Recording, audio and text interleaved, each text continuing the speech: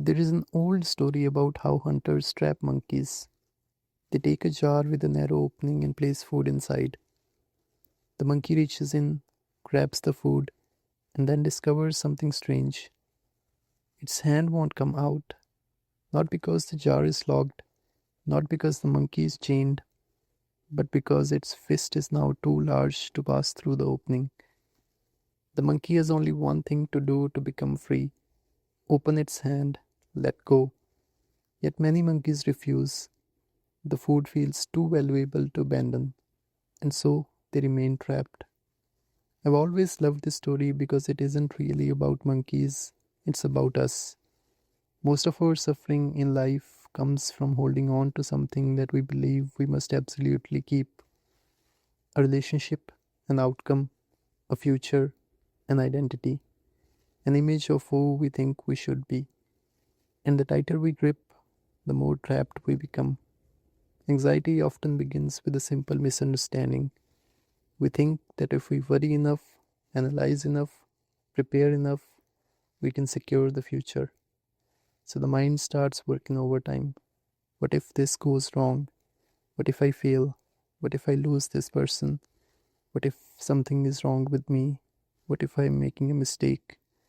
The mind presents this activity as responsibility, as intelligence, as preparation, but much of the time it is simply a fist wrapped around something it cannot control. Trying harder does not free us. Trying harder is often the trap itself. Think about relationships. Someone doesn't text back. Immediately the mind starts reaching. What do they mean? Are they upset? Did I do something wrong? Should I send another message? Should I explain myself? Should I fix this? The problem is not that we care. The problem is that we are trying to force certainty where certainty doesn't exist. We want closure, we want guarantees, we want reassurance. But human relationships rarely provide permanent reassurance. And so we grip harder.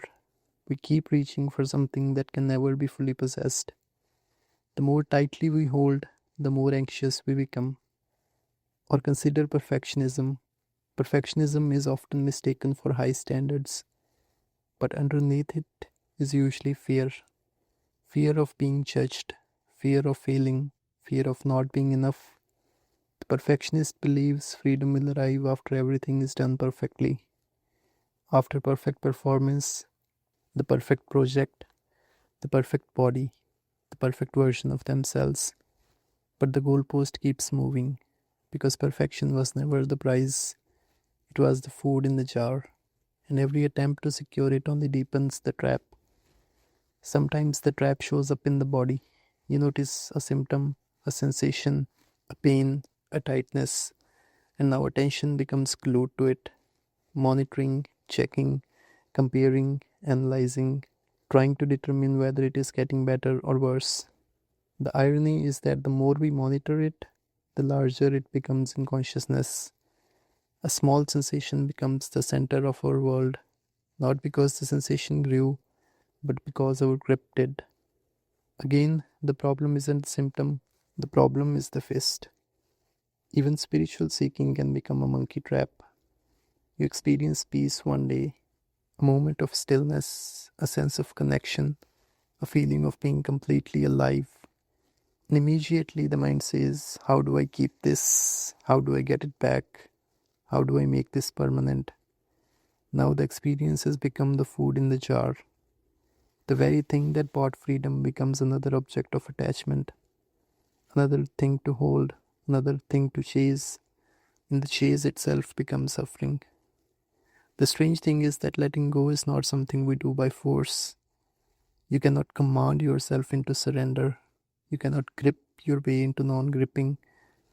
The monkey becomes free the moment it sees the situation clearly.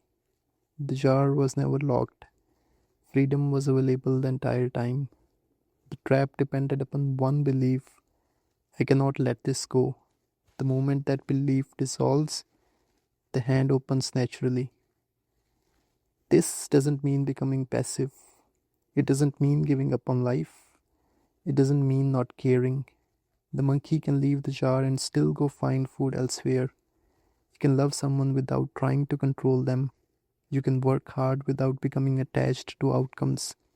You can care about your health without obsessively monitoring every sensation. You can pursue goals without believing your worth depends on them. Letting go is not the absence of action, it is the absence of grasping.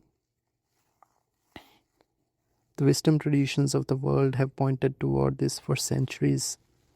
Not because desire is evil, not because ambition is wrong, but because attachment creates unnecessary suffering. We suffer when we insist that reality must look different than it does right now. We suffer when we try to hold on what was never ours to hold. The future, other people's opinions, certainty, control, permanent security. These things are like food inside the jar. The tighter we grasp them, the less freedom we have.